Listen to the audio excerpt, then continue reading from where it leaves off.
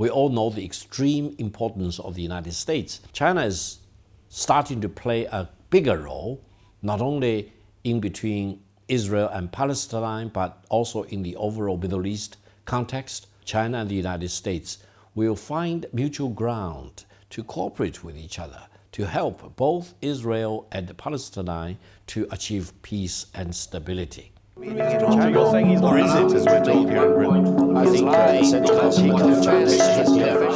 Hello everyone, this is Victor Gao. Welcome to my channel. Let's talk about Israel-Palestinian conflict. It is very good news that both Israel and Hamas have decided to achieve a ceasefire. This is a very important first step leading to greater stability between Israel and Palestine. We all know that the conflicts and the problems between the Palestinians and the Israelis are long entrenched and are almost impossible to resolve for their mutual benefit.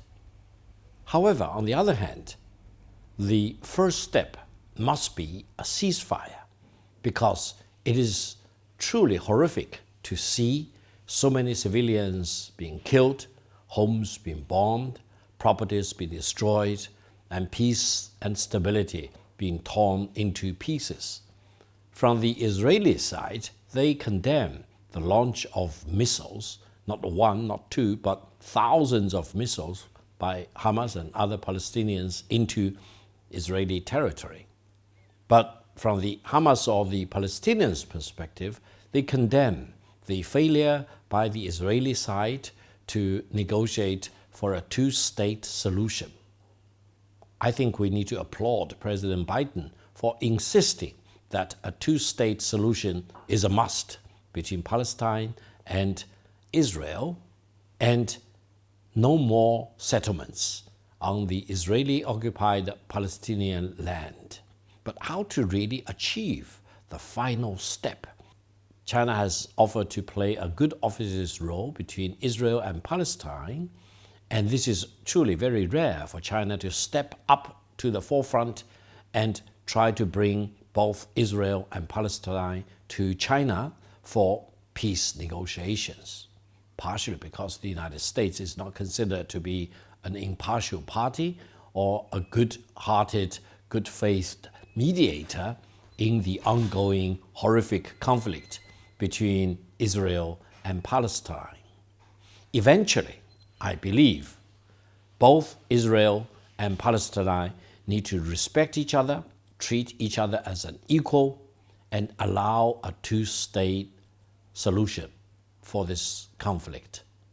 Because otherwise, the Palestinians will feel oppressed and will feel deprived of their rights in their own homeland, and they are increasingly being rendered into a shrinking minority at the mercy of the Israelis, and the Israelis may feel emboldened in taking on more land from the Palestinians, or even threaten to take over the whole of Gaza Strip as Israeli land. This is not a solution. This is a further escalation of the tensions.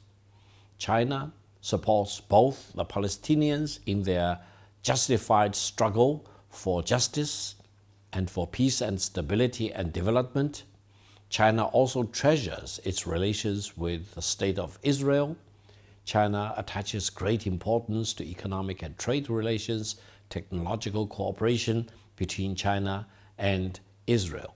In this context, it is very encouraging to see that both Israel and Hamas have agreed to a ceasefire, and China has made good offices and offers for mediating between Israel and Palestine for eventual peace and stability.